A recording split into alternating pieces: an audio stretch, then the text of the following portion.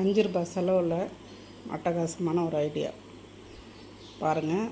என்ன தான் நம்ம கோல்டு வளையல் போட்டால் கூட ஒரு ஃபங்க்ஷன், கல்யாணம், ஒரு முக்கியமான மங்களகரமான விஷயங்கள், நிகழ்ச்சிகளுக்கெல்லாம் போய் கலந்துக்கும்போது கண்ணாடி வளையல், அதுவும் சாரீக்கு தகுந்த மாதிரி நம்ம கலர் கலராக ஃபேன்சி வளையல்களை போட்டுக்கணும்னு ஆசைப்படுவோம்.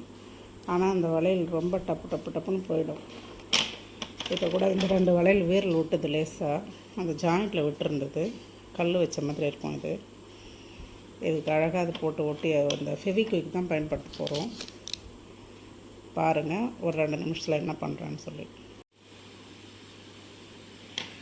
இப்போ இந்த வளையலில் நல்லா ஓரளவுக்கு லேசாக எல்லா இடத்துலையும் படுற மாதிரி இந்த ஃபெவிக்விக்கை தடவணும்.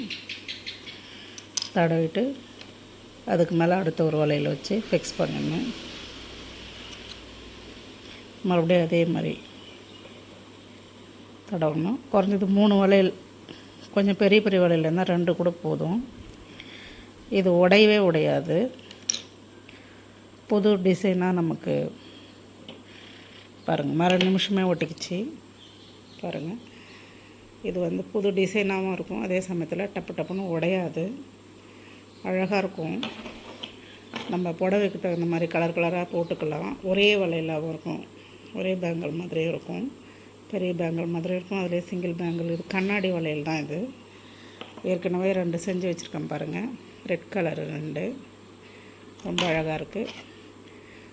ஒரே ஒரு 5 ருபீஸ் ஃபெவிக்விக்கால் இந்த அட்டகாசமான ஐடியா.